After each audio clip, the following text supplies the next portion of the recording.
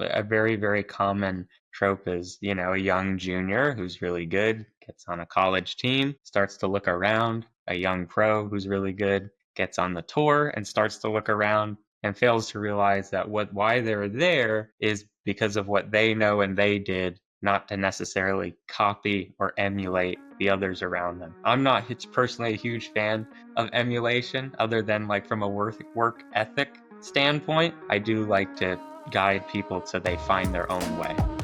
Welcome to The Golf Parent, where you get access to the best minds in junior golf.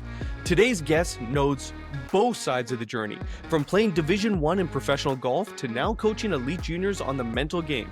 Ben Esposito helps players sharpen their mindset, manage nerves, and gain a competitive edge using stats, strategies, and tools like putt view, yardage, and green maps. This episode is packed with practical takeaways, so grab a notepad or just lean in. Ben gives away a lot in this one, so let's get into it. Ben, welcome to the Golf Parent Podcast. Hey, how's it going? I'm doing well, thank you. I'm excited to have you on the podcast because you've got a great story. And I think we should get into that a little bit for the listeners, because you're not only an expert right now on the mental side and kind of the advising side of golf, but you've come from experience playing high-level Division I golf, which kind of led you to what you're doing now. So kind of curious about that story.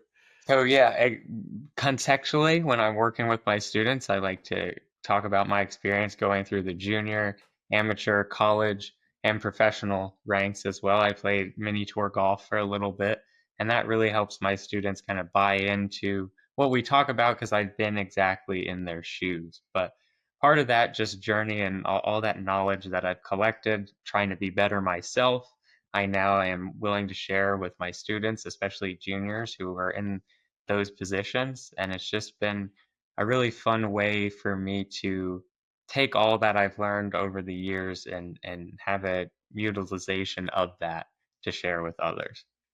I love that. Okay, so let's start with a hard-hitting question here.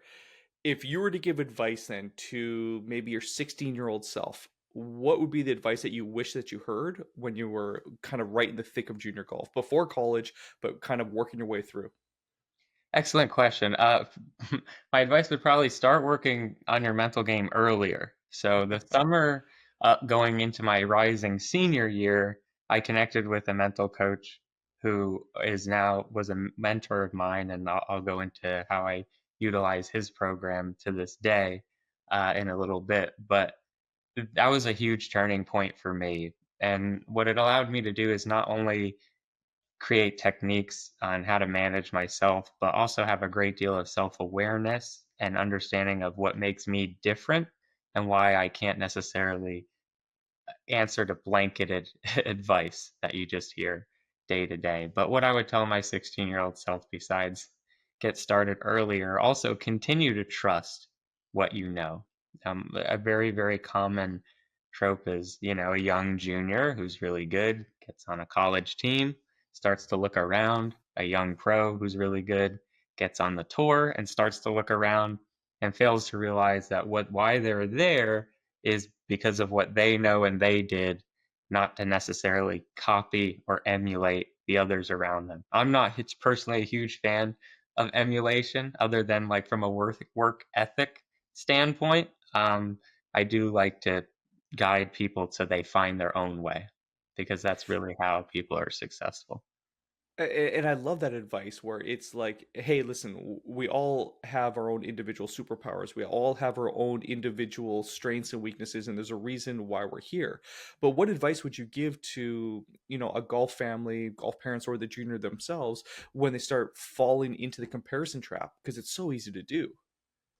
I would, depending upon who they are too and how the junior is, just then go into setting standards for themselves, whether those standards are personal achievement or based on some sort of standard that they want to achieve like further down the road. But the immediate comparisons to like other players in their class, other players in their tournaments is never helpful. You need to be either striving higher than that or striving for a sense of self-fulfillment instead. And I suppose that would also, especially striving for the self-fulfillment, would also excuse me, help alleviate some of that burnout and some of that extra pressure that so many junior golfers feel when they're trying to compare themselves to others or to a standard that's maybe not achievable, or is at least always a moving target, is to actually find within themselves what it is that they're trying to compare themselves against themselves. So like, how do we do that? Are we like trying to set like goals based on our own individual strengths and weaknesses when it comes to golfing, or like what would be an example of how to kind of compare ourselves to ourselves? I would say like stats are a really good tool to help us learn where to start on that. And also just learning, seeing progress, seeing improvement. With stats, I'm sure some of your other guests may have referenced this, but stats can also become a good recruiting tool to show progress as well. But just having that concrete evidence that you're doing better and improving in areas and identifying what are your natural strengths and weaknesses, and improving upon those, and just tracking your progress, having it all in a place, either a stats portal or spreadsheet that you can see and physically see the evidence of improvement really helps. And then also just reflecting on how did I feel at this event versus, a year ago, right? And that's when people in the moment don't really realize how much better they are, and can be a little self-critical from that standpoint. But after working with students for a long period of time, you realize that their standards actually naturally move anyway. Like as they get better, that they want more, they want to feel better, they want to shoot lower, they want to have more control over their mental game while they play. So then, that kind of naturally progresses as they progress. Their personal standards shift with it. Now, I don't want to gloss over the fact that you had mentioned that maybe perhaps other people had mentioned this, but no, I have not heard that. So you're tracking your stats and you're using that as part of your recruiting package to say, "Hey, look, college golf coach, Yeah. you know, this is what my greens and regulation were 3 years ago. This is what they are now." Like you're actually creating almost a chart to show your progress. Oh Can you yeah. talk a little bit about that as a recruiting tool? So I did that. I just and it's great. I think I recommend this especially for late starters. Like to just show, oh, here's my progression because, this is going to continue. I love golf. I'm practicing all the time. If you show that progress, it can be, I wouldn't say it's something that's gonna be the only factor that's there, right? But if you're borderline or you're tied with another golfer and you're organized enough to have all your stats laid out and can show your progress, I think that could be a potential tiebreaker for sure. Because you're showing that you haven't peaked, that you're continuing to get better year after year.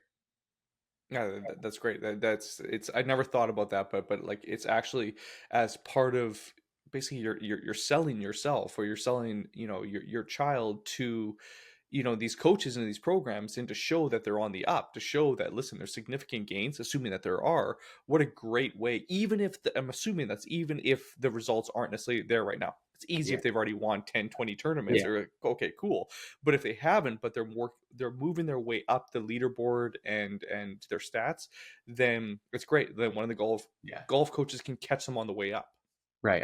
Yeah, and I would say especially if the results aren't there right now, or especially if the results haven't been there for a while, but you're kind of new to really fulfilling your potential. So like, they call it a late bloomer, right? Of someone playing really great their senior year, right? You could show that like, oh, maybe they were shooting 100 in eighth grade, right? And now they're shooting 68.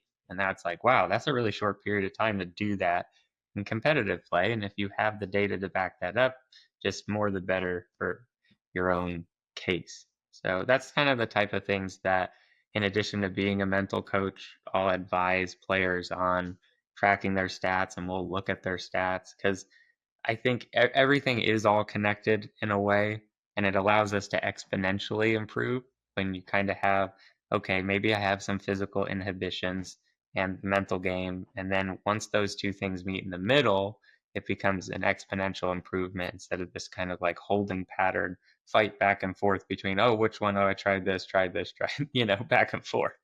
So you want to um, marry all those things together, your practice, your stat tracking, your habits, your mental game work that we would do, your techniques, even how to manage a golf course. And when those all come together, that's when you see huge improvements in the tournament play.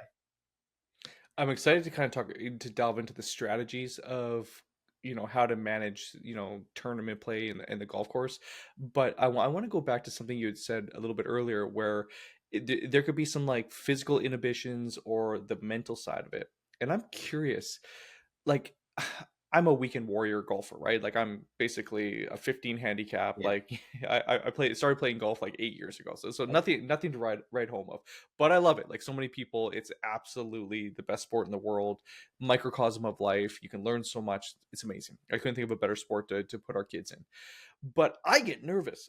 I'm like, even if I'm playing with strangers, I could be playing with like three old Korean ladies, and I'm on the first tee, and my knees are knocking. I'm nervous, and there's nothing on the line. Literally nothing on the line other than maybe a little bit of status or ego.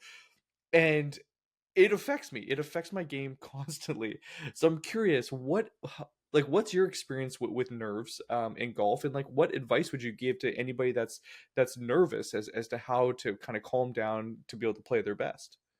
So there's two facets to this, like I kind of said earlier, right? It's all about meeting things in the middle. So you have the one side, okay, I want to learn techniques on how to manage this, right? Breathing techniques, certain techniques on how to track, your progress from a non-scoring perspective. So we go through something called a mental scorecard where we track our processes in addition to another handful of checkpoints that I like to add in there as well. And when you get into that mindset, you're mitigating the task a little bit more away from the outcome and more towards things you can control. And then you're self-regulating using, the breathing techniques, good body language. I do work day one with all my students on breathing techniques to make sure they're also doing it right, because it can be easy to just say, oh, take a deep breath, and it's like, right, just to check a box, and that doesn't Yeah. do anything. So we have to make sure we're learning those techniques on how to self-regulate. But the other thing too is to realistically understand that you're never going to get competition to feel like practice. So instead, while we're learning how to regulate that down, our nerves down in competition, we also need to learn how to make practice harder and ramp up practice.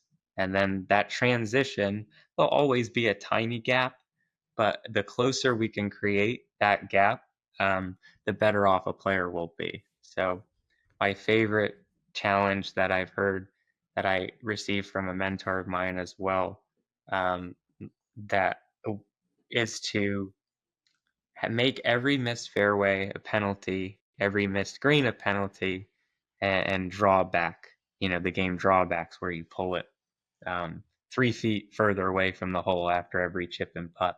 And that sounds like really difficult and not fun. But if you approach it from a challenge mindset, you'll actually learn to enjoy it. And what that does is it adds pressure. It forces you to focus. All of a sudden, you're playing your home course by yourself and you're feeling some of the same feelings you would in a tournament just because those constraints were put there. Because Okay, it's, there's so much to unpack there. yeah, sorry. I'm gonna go with what. No, no, no. That's wonderful. Okay, so help me understand the game. So when I'm practicing, I Yeah. am literally so if I miss a fairway or if I miss Yeah. a green, I'm giving myself one on my scorecard. So if I got a par, it's actually a bogey. Yeah. Or okay, cool.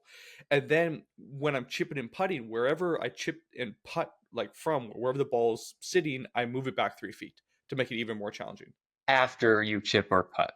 So After after I chip or putt, so you gotcha. chip it to 3 feet, you now have a 6 footer. You chip it to 5, you have an 8 now, and it teaches you to hone things. And what it also does is attempt to emulate tournament conditions, right? Sometimes you get on a course and it's really firm, and a junior golfer is like, "Oh no, what do I do? This isn't what my home course is like." Well, play this game, and you'll understand what that is. But it also gives people a great deal of confidence.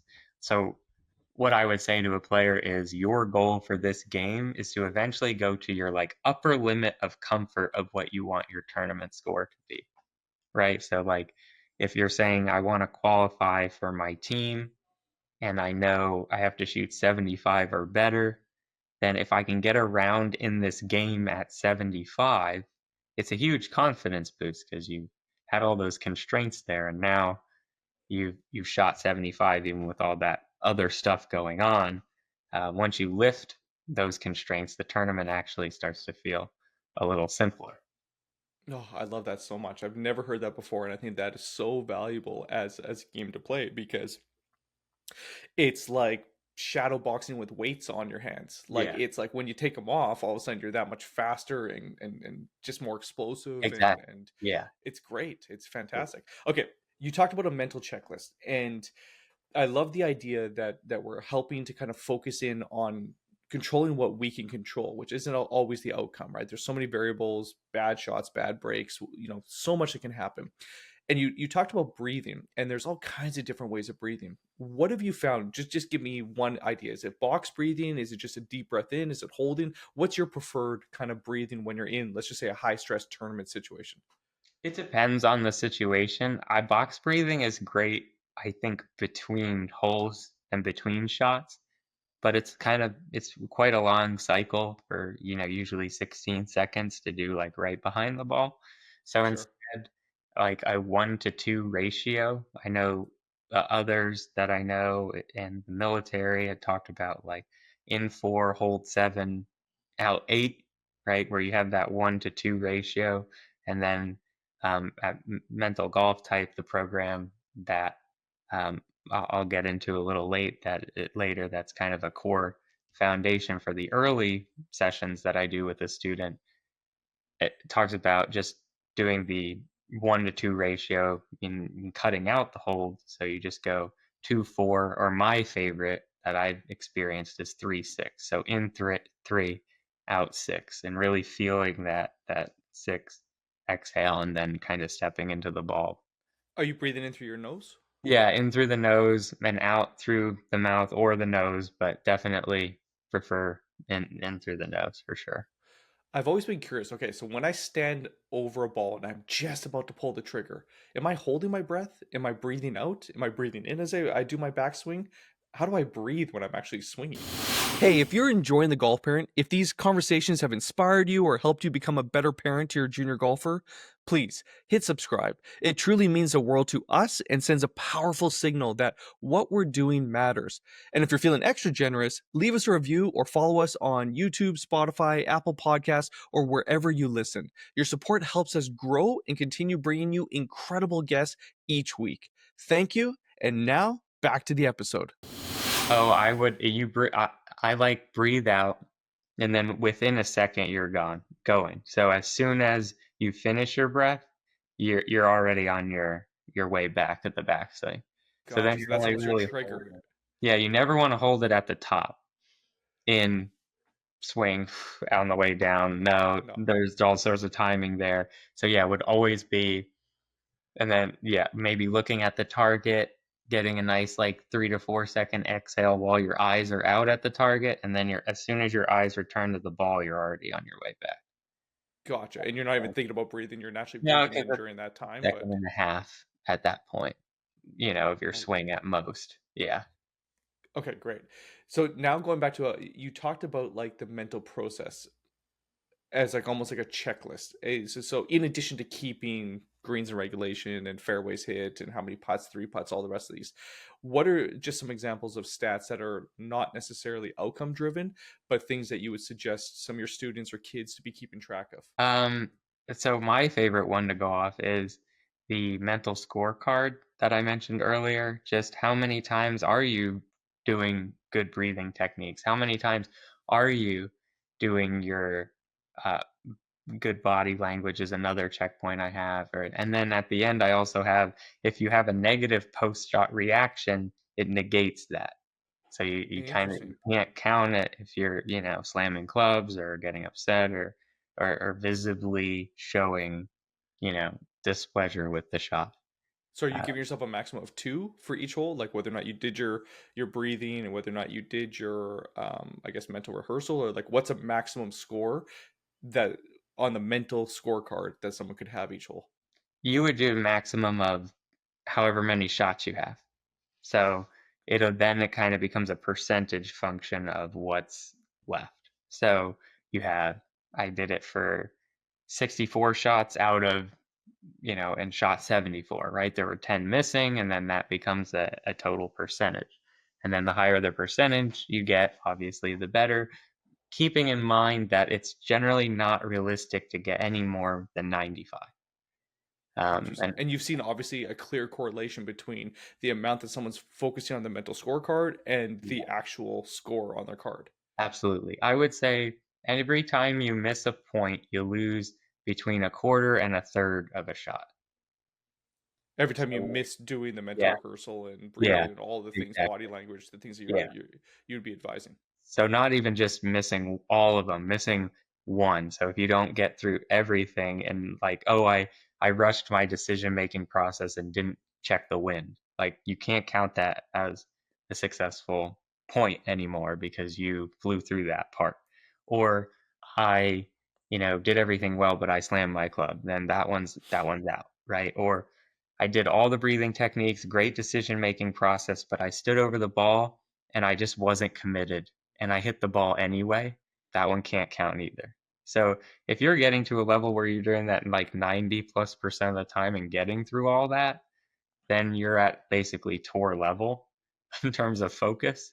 And every time you miss one of those, whether it's just a complete bomb where you don't do anything, or you miss one of the, um, little checkpoints, you would um, kind of lose a quarter to a third of a shot That in a makes round. sense. How does this work though? Because I mean, like some players are very intuitive, they're very creative, Yeah, maybe they're singing songs throughout the whole thing and not actually being like a Matt Fitzpatrick about it, where he's like keeping stats on every single shot he's right. ever hit since he was like a baby. But like, how does that work within, let's just say, call it either different personality types, or are there different golfing Yeah. types? Like, how does that Yeah. work? So like I mentioned earlier, I'm sure that's reference toward the mental golf type program, and it is a core foundation of how I got started in all this and what I use to help my students really hit the ground running early on in our coaching, especially because it allows them to understand how they think. So there are different golf personality types or mental preferences, as we like to call them. And this program breaks down each of those four facets in a similar way that you've seen other 16 personality tests, but this is all through the lens of golf. Is this Uh, like a Myers-Briggs test where it's like an ENTJ or Yeah, like a exactly. So the result is the same as that. The psychology behind that combines it with golf as well as another more detailed form of those typing system. But then you contextualize that, it makes it really easy to break down because you do get a type like that. And your that's type of fascinating. golf tends to be very, very similar to your day-to-day life, if not like pretty much the same 95% of the time. And so it's a series of questions that I have to Yeah. answer, but they're all kind of golf related.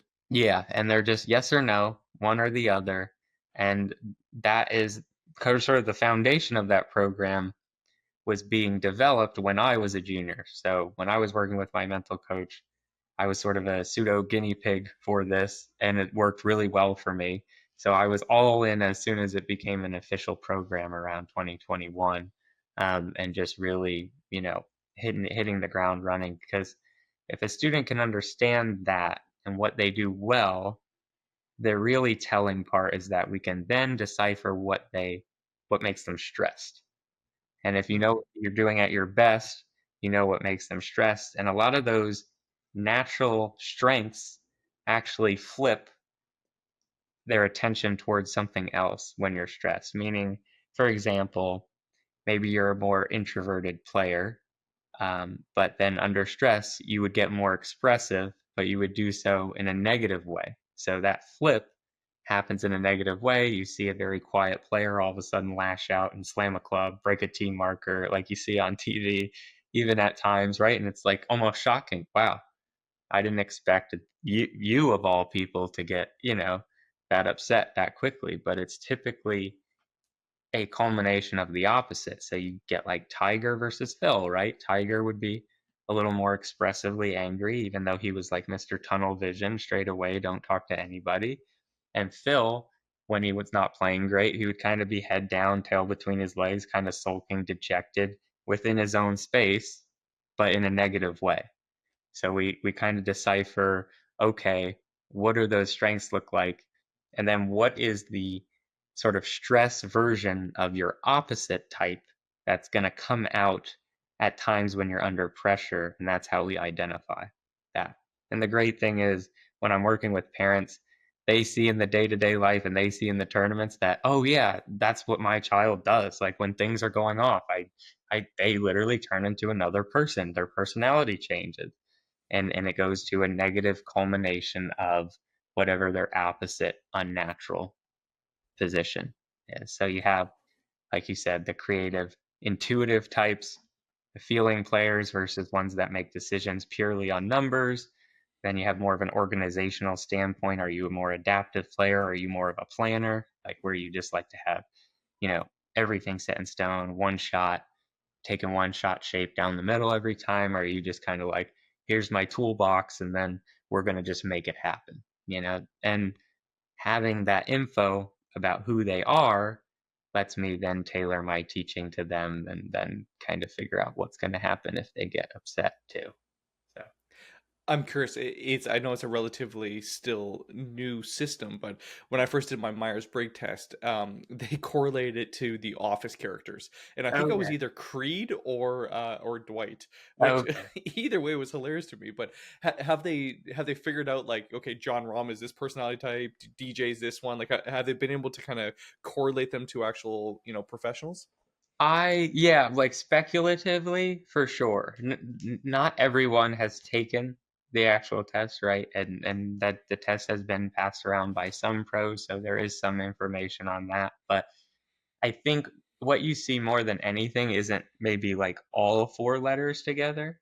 Um, it would be more so, okay, this one component, the way that this player is approaching this is the way that that one component is exemplified.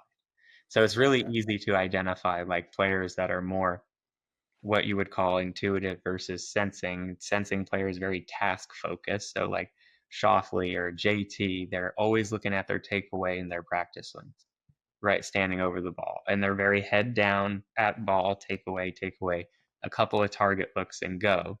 Then you have more like intuitive players, maybe a Bubba or a Cam Smith or a very shot maker type player too that's got their eyes out at the target, like another sport, like another, a lot of very prominent mental game and sports psychology books saying get your eyes out where you want to go, right? But unfortunately, that doesn't actually work for everyone. So you have to kind of figure out, okay, which bucket am I in? Then what advice helps me?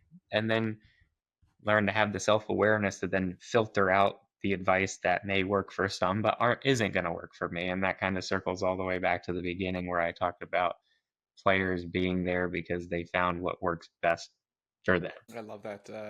I'm excited to take the test. I'm curious. Um, yeah, Yeah, it I'm takes like curious to take 5 minutes. that test. Takes So about 5 minutes. Is it like an yeah, online test? yeah, it's just yes or no, this option or this option. And then what I do after a player takes that test is I offer uh, a consultation in the beginning where we go through the test. Usually, if it's a junior, also with their parents. I prefer that too because they lots of valuable insights into their um, day-to-day life and personality. And what usually tends to happen there a lot sometimes with the juniors is they took the test as if what they feel their coach wants them to Hmm. do or their parents wanted them to do or what their favorite golfer said on Golf Channel last week after they won, and not really truly being honest about who they are because there's nothing wrong with being a little different in different areas. So I kind of do that in the beginning to make sure we're keeping them honest and just confirming and explaining what it all means. So speaking of explaining and understanding what it all means, I know a big part of success in junior golf and in the pro ranks is understanding course strategies, understanding, okay, how do we best, navigate the challenges of the golf course. What have you found to be an effective way to kind of focus on strategy and to be able to make the right decisions? First of all, just introducing, especially to juniors, expectation management. First, you have to have an understanding of what even the best in the world do in certain situations to then guide your decisions. Like most people don't know that the inflection point between 50% make rate and 50% miss rate on tour is like 8 feet, between 8 and 9 feet, but like really closer to 8 feet.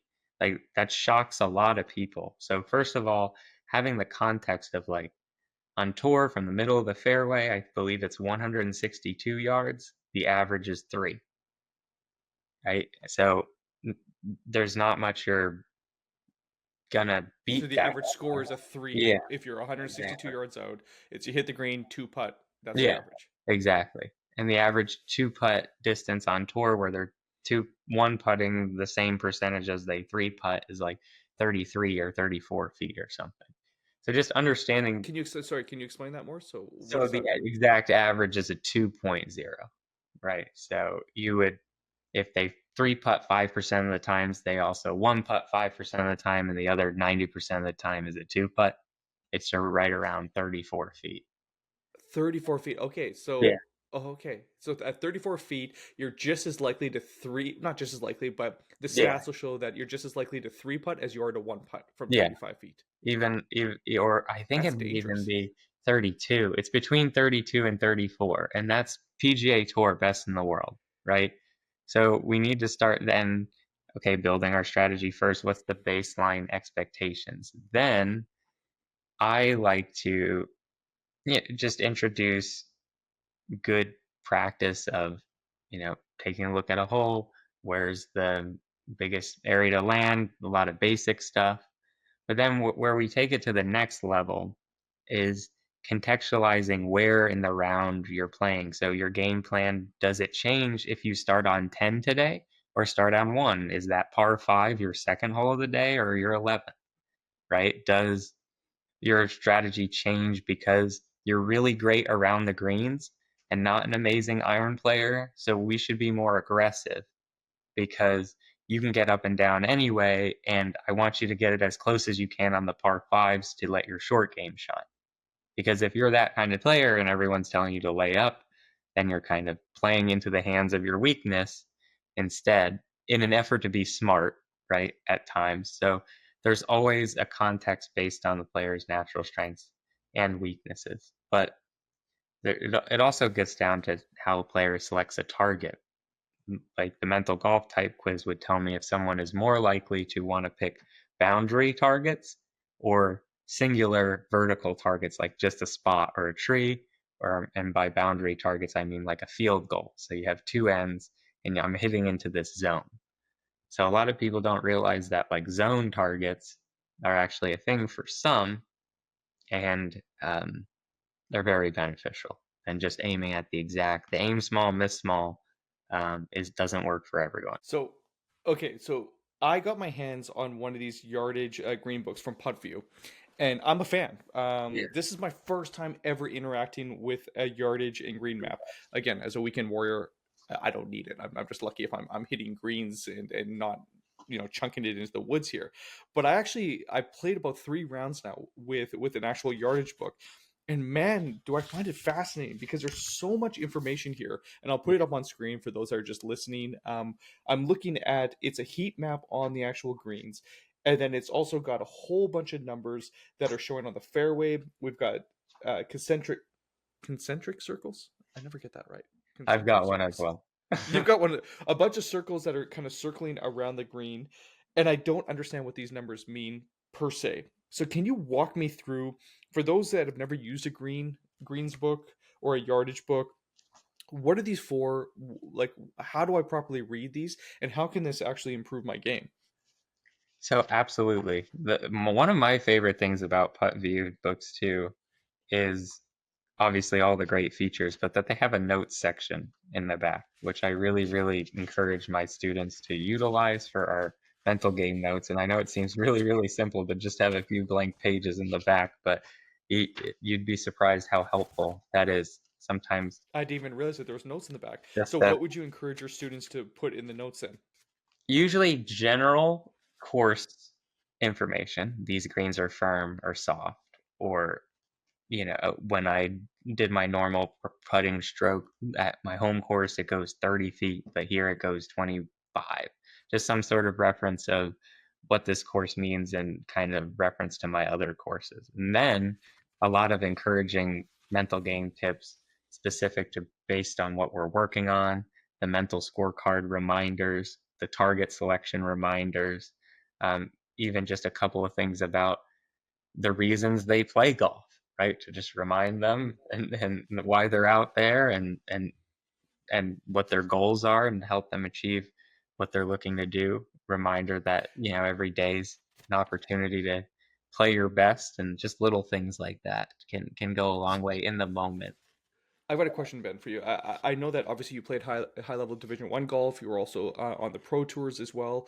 What is legal and what's not legal to put it in a yardage book? I've always been curious. Like, is there stuff I can't write in here? Is there a limit to the cheat sheet I can put, or is it whatever I can fit in here and whatever I Yeah. find relevant information I can put in here?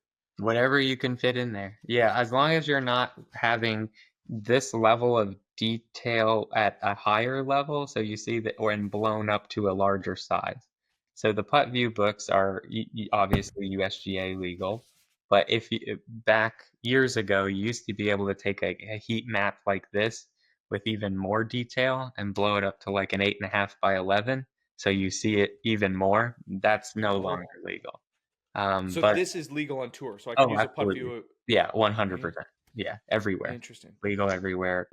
What you can't fill in is information provided during round.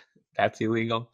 Your buddy's on 2 holes ahead of you. Hey, the pin on number one, it's sloped more here, or it doesn't look Everybody's like. watching TV and they're like, "Oh, everybody's missing this putt left." Yeah, so that kind of info can't be provided mid-round, but anything before in preparation, as long as you get it in this book, you can. I mean, I'll fill all 5 of those notes pages with mental game notes, because I mean, a very common thing is students are like, yeah, this is all very helpful, but sometimes I go out there and I get nervous and I just forgot about one of the things we talked about. But you don't have to have it all memorized if it's just right there in front of you. Sometimes you just need that reminder. So Ben, I've always had a question though. So do you know the morning of where the pin placements are going to be? So like in a pencil, I would mark off where the pin is that day. It depends on the tour you're playing. Sometimes they give them to you on the first tee box. Sometimes they provide them ahead of time. Usually professional events are more likely to provide ahead of time, while junior events will give them to you on the first So tee. would that be And then illegal you then to put it in the book because I just got that information? Oh, no, no. Yeah, when they gave that to you, you could put it there. And how Yeah, do they go give it for to it. you? They just say Or like back usually on pin, the middle rule pin, or sheet. do they actually say Yeah, exactly where it and is?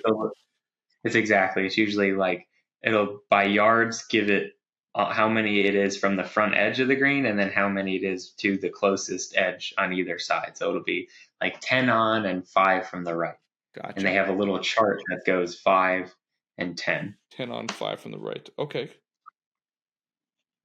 Okay, so I can write anything in here. So the wind direction, for example, that today I know the wind is coming from east to west, so I could mark that Yeah, on here, or at least it's got the putt view books have a little yeah, have a every page compass. have a compass on it. Yeah.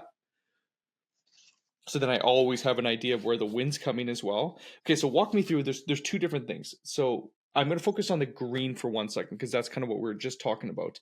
How do I read the heat map? Is the heat map, it goes from kind of a gray to a blue, green, orange, red, all the way to kind of like a deep purple. Is that how fast it is at that point, or is that the elevation, how high it is on the green? That is the level of slope there. So the heat map, the darker color, like you said, the purple, is um, showing you that it's a higher slope, and the arrow is the direction of that slope. And then the bluish colors are flatter area, and green kind of goes between. As you see at the bottom, the gradient shows you all the way from blue to the purple. And then the one above it shows you the actual percent slope. And these are the exact numbers of the percent slope at each of those points. And that's really great just to know the exact difference between the different parts of the green, as well as if you're an aim point user, you can try to utilize that as well.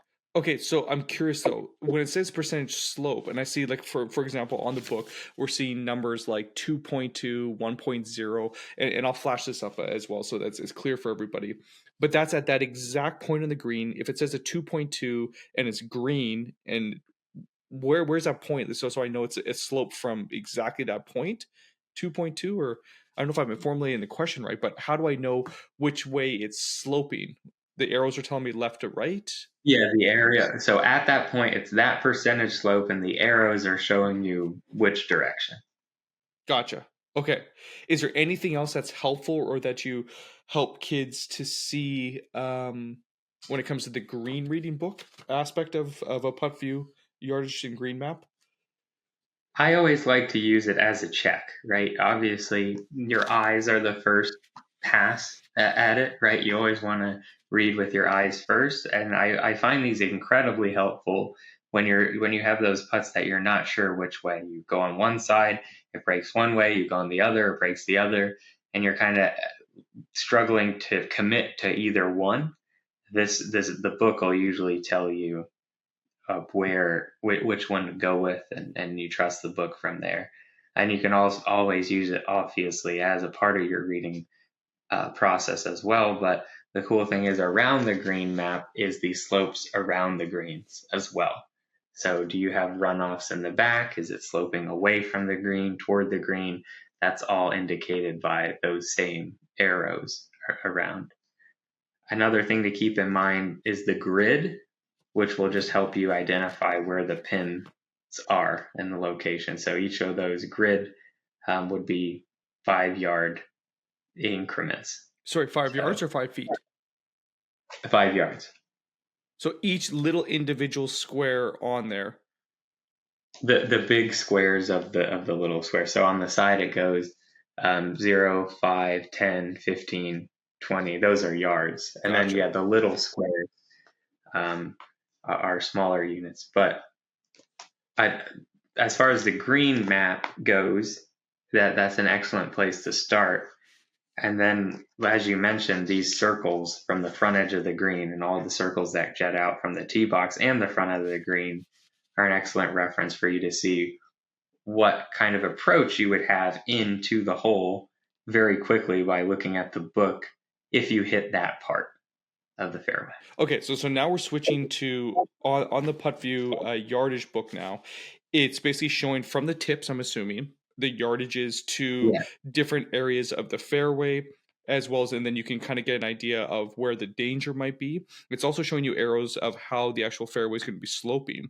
But where I was confused is I see, for example, numbers that are, let's just say from the tips, I've got 237 in black, and below that there's a 91 in orange. Is that the circle is 100?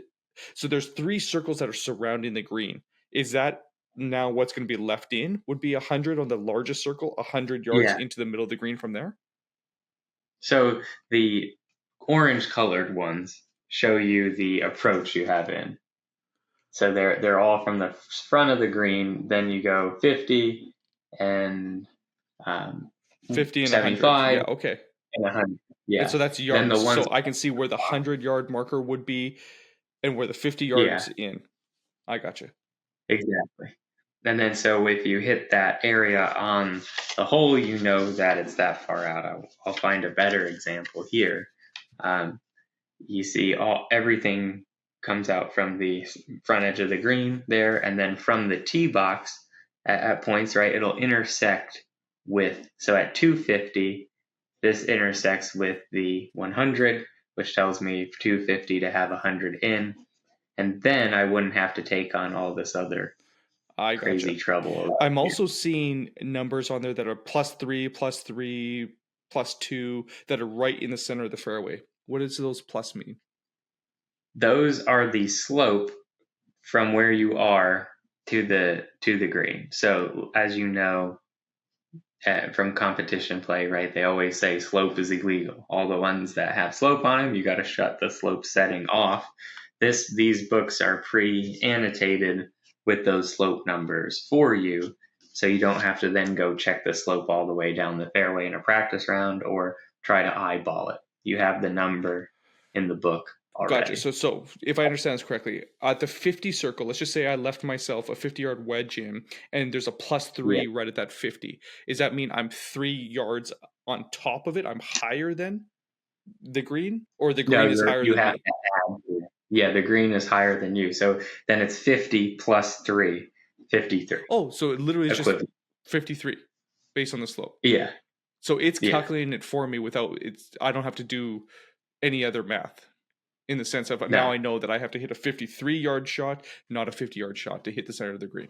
yeah, And exactly. then conversely, it would be a negative if it was below me. Yes.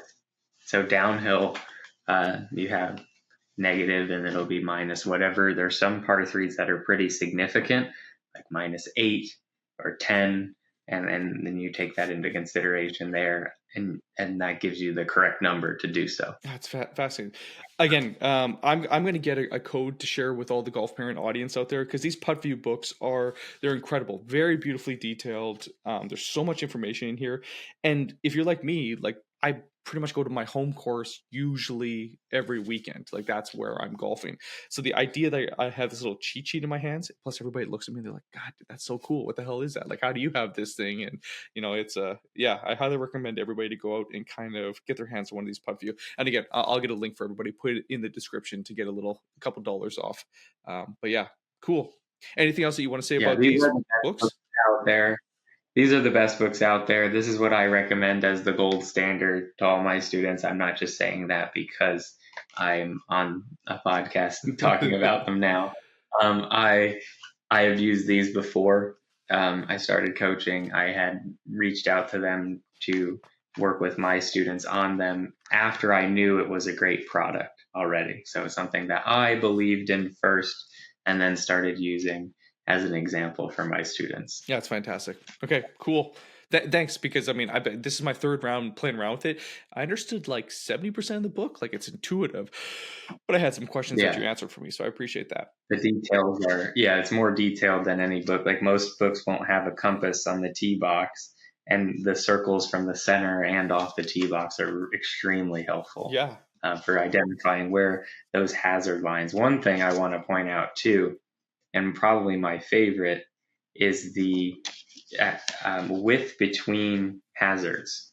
So, say this hole here, there's a number right there. I think it's 88. That tells you what the width is between this water hazard and that one. gotcha. So for those that are just listening to the podcast, Ben is when you do a kind of a zoom in of so not the green map, but the yardage book where you're seeing from the yardages to the fairway and all the rest of that. There are horizontal lines that are connecting basically how large either the fairway is, how large the rough is, where out of bounds Yeah, is. The yeah, example he was showing exactly. was in between two giant water hazards. So it does kind of give you an idea of okay, I know where I can hit it, where I can hit it, which is usually what I'm doing, to Right. still stay within play. And how big the landing area is, and then determining your strategy from that. Because I find determining strategy from that, especially from a mental game standpoint, is more valuable than the length of the hole. It's the size of the area you need to hit in, and you're picking your club based off of that. Hmm, I love that. Okay, Ben. So I know you're a mental game expert. I'm just we've given so many tips and tricks, and we've analyzed so many different ways to kind of help kids play their best in tournaments. What have we missed? Like what would be maybe one piece of advice that you would tell every golf parent out there to kind of instill in their kids so that their kids can play their best? I would say the biggest thing that separates those that move on and accelerate is number one, I think self awareness, just starting to maybe pay attention to the things that they do well and the things that make them a great golfer, as well as just buying into the fact that the mental game is a skill and requires training, but also can be trained. Mm. So, it's there for you to work on, and I can help you with different ways on how to work on that, depending upon who you are, what your preferences are, and what I would say immediate needs are in your game. I love that. For those listening right now and they want to get in touch with you, Ben, they want to like get into the golf zone ecosystem, what's the best way for people to reach out, to follow you? How do they contact you? So I respond to any sort of contact, but the main way would be email, ben.esposito golf@gmail.com, or through number, which is provided on the website. The website also has forms you can fill out that go directly to my email. And I also respond to messages on social channels. So In the Golf Zone is on Instagram, Twitter, Facebook as well. And what was your But website I again, would Ben? say Just so people know. inthegolfzone.com. Yeah, InTheGolfZone.com. There we go. exactly. And then there you'll see information about student successes, testimonials, as well as information on the mental golf type program and how to get started with that. And so how you would get into the system then, in addition to contacting me, was you'd first take the quiz online. They'd give you the results, and then you'd be prompted to do a free, no obligation consultation. And for the juniors, I recommend parents to come to that as well, because as I said, they provide very valuable insight into, how they think off the course as well. And that's completely free, because if I'm going to spend a session talking about the test and what it means for you and your junior golfer, I don't want to use that as session time. I want to provide that complimentary. And then from there, if it's a good fit, we can go into sessions. And I work with students now in 21 states and 2 countries. I do it mostly via Zoom, but we also have in-person options, hybrid options for people in the area, as well as just coming at some point to see me to do some on-course work. But I've had many people travel, and I've had some students even say that they got more out of it in a day or going through just a short program than any amount of swing lessons that they had at that point. It's just very golf focused, golf centric, and to a point that I've made it my prerogative to try to make it that sometimes the juniors don't even know they're getting mental advice and that they're getting golf advice, but it's also disguised as golf advice, even though it's mental and game, because that's sometimes the toughest part to, admit that that's something that you got to work on the course. I love that. Whereabouts are you located again, Ben, for those that want to come see you in person? So I'm in central North Carolina. My home base, as far as golf courses go, is at the Golf Club at Chapel Ridge in Pittsboro, which is about 10 miles away from Chapel Hill. So, and I am located between Durham and Chapel Hill, so right there in the triangle between the two rival schools, Duke and Carolina. But it's a great area for golf. I do, for those that are out of town, especially out of state, have done sessions on golf courses in the Pinehurst area, done tournament observations through the Hurricane Junior Tour, which I've partnered with for over 2 years now, where I work events, sponsor the North Carolina events, and talk to parents out there and observe whichever one of my students happens to be in the field that week. That's awesome. Let's give the people one more piece of advice here. So I'm curious, like from the mental side, what was one skill or what was one tip that you learned when you kind of were out of playing competitive golf and moved more into a teaching side that you just were like, God, if I only would have known this, it would have made such a difference. Is there anything that we haven't touched on? Yeah. So I still play a little bit, so I'm not totally out of the loop yet. And that's part of what I do and what I like to instill in my students, that I'm still learning as I go and as I've kind of, or not learning, but going through what they are, trying to be as good as I can, trying to play in these tournaments that way. And I a piece of advice that I wish I knew before